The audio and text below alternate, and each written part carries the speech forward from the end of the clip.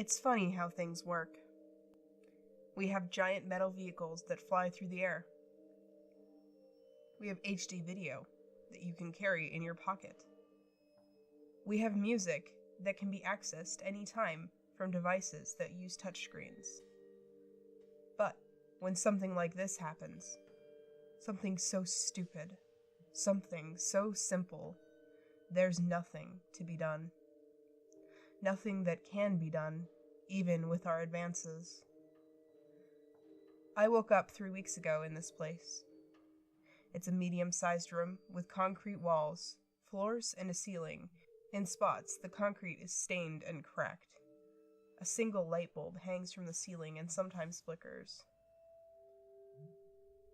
It's not a very powerful bulb, but enough to see by. I woke up next to a woman. I didn't recognize her, but that didn't matter. I didn't know where I was.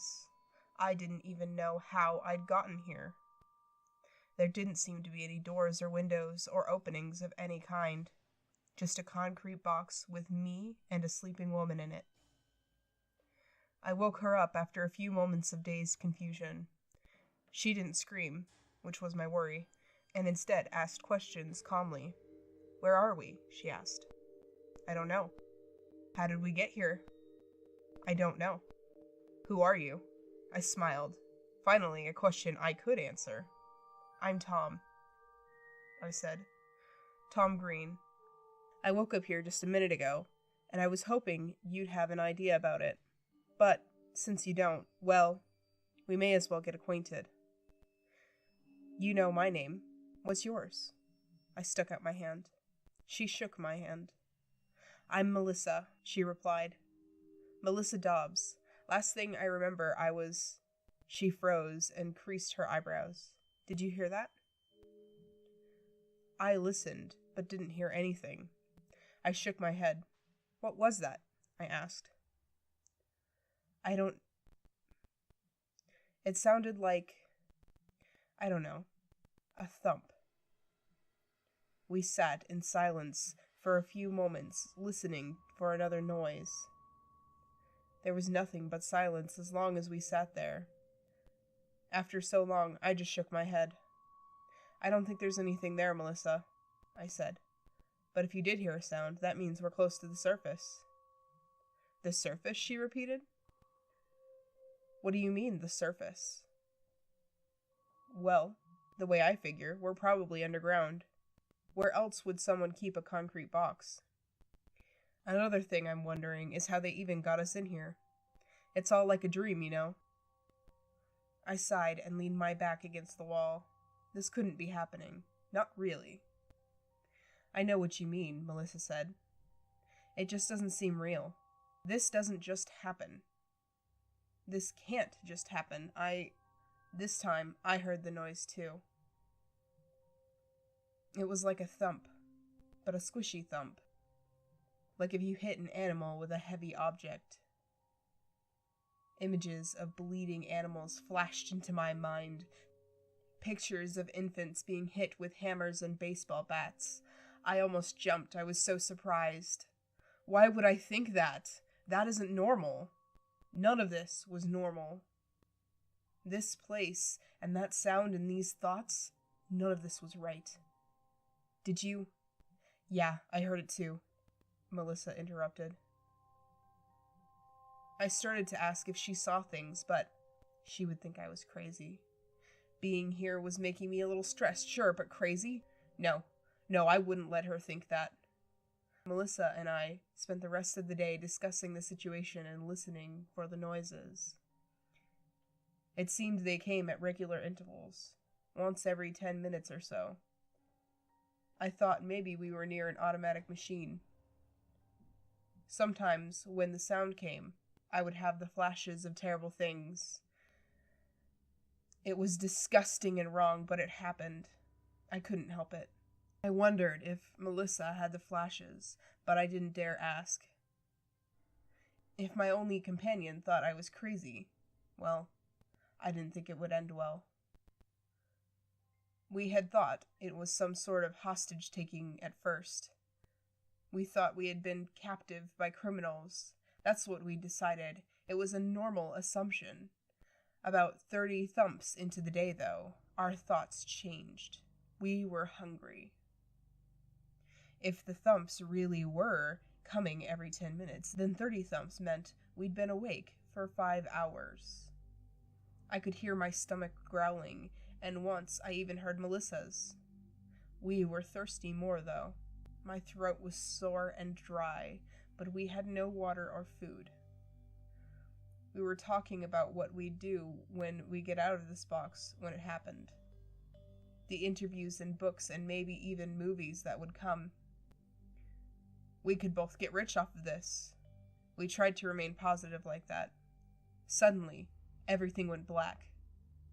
It felt like only a second, and I didn't realize my eyes had closed until I opened them. Melissa and I woke up at the same time. We were confused. Somehow we'd blacked out at the same time, woken up at the same time, and... food, Melissa whispered. There's food and water.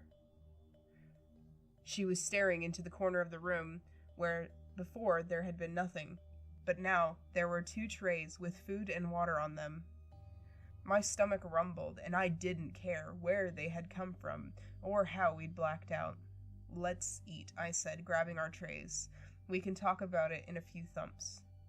Melissa actually laughed. Funny how the way we measure time changes just like that, she said, grabbing her food. But I guess it's just as good as minutes or hours. The food was good. Warm. Steak and potatoes. A scoop of ice cream for dessert. A liter bottle of water to drink. The steak was pre-cut for us, so no knives. The forks that were given to us were dull. Very dull. No way we could hurt anyone with them. Not that we would be able to, regardless, since it seemed they could induce loss of consciousness whenever they wanted to. I got the feeling that once we were done eating, we'd just black out again and the forks and trays would be gone. We ate in silence, and then my guess was confirmed. We lost our trays and our forks, and again, we were just in an empty concrete box. We never actually talked about it. We kept busy talking about other things. After about 50 or so thumps, we went to sleep. It was hard at first to sleep with the thumps, but as with anything, you grow accustomed to it. You grow accustomed to the thumps, and the flashes, and the blackouts, just as people grow accustomed to planes, and phones, and iPods. This is adaptation. This is evolution. I don't know how long we slept, but every day there seemed to be less time in between each thump. Each day, though, the food seemed to get a little better. The first day's food was good, but it seemed bland. Each day, the food tasted better, as if a reward for losing time between the thumps. This is conditioning. By day 10, there was barely any time between thumps. The food was delicious. We couldn't get enough. Melissa and I got along well enough. We were becoming pretty big friends, and at around day 5 we started having sex. We didn't love each other, but we were both adults. We both wanted something to keep us busy and entertained. Why not sex? Day 12, though, things took a turn. They went bad. We were eagerly awaiting lunch. We were ready for the blackout, ready to delight in the delicious food we'd come to expect. We weren't thinking about escape. We weren't thinking about anything. Thumps, flashes, food. Thumps, flashes, food. The flashes had gotten worse. So much worse. The thumps came so fast now, the flashes were in my head at all times. Babies, flayed open and dead. Dogs, limbs severed and laying in pools of blood. Cats with their eyes pulled out and their organs ripped from their abdomens. All just animals. Dead animals. Their lives had been so important before, now useless. Now nothing. Now just a heap of bloody regret. This is my future. This is the death of all. Thumps. Darkness. When I awoke, I didn't smell the food like I was used to. Melissa was already awake, crying. What's the matter? I ask her. Why are you awake already? I didn't fall asleep this time, she whispered.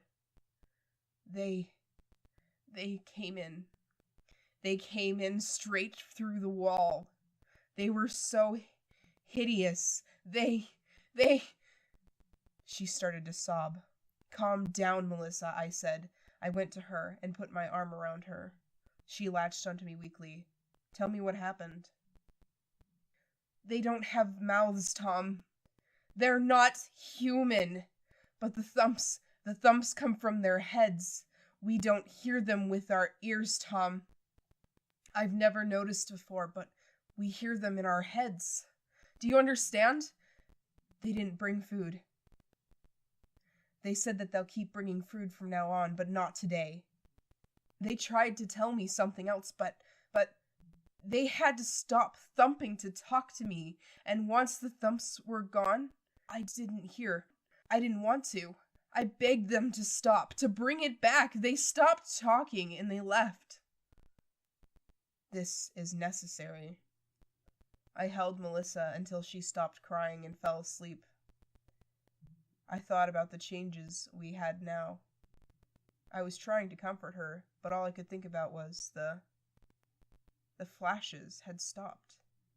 I hadn't realized until that moment because I was so used to the flashes accompanying the thumps that I had given myself flashes. But they weren't coming anymore. Not really. Something had changed since the mealtime, and it made me almost uncomfortable. I could understand Melissa panicking when the thumping stopped, though I didn't think I would have freaked out that badly. Melissa was still crying. I'm sorry, Tom, she mumbled, pushing her face into my chest. I could feel her tears seeping through my shirt. I should have been able to talk to them, but the thumps... It's so strange when they're gone. I'm used to them now. I understood. I understood perfectly. We spent the rest of the day solemnly, talking not about what we would do when we got out, but how we possibly could get out. Things weren't normal. The thought that we might get out was beyond us now. We accepted that. We could live like this, at least for a while.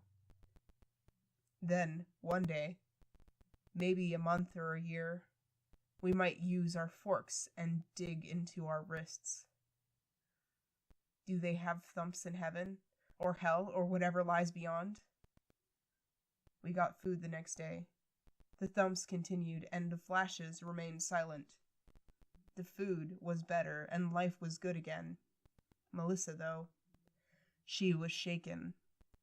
Maybe it was seeing our captors that had her so on edge. Maybe they put something in her head. The flashes, I thought.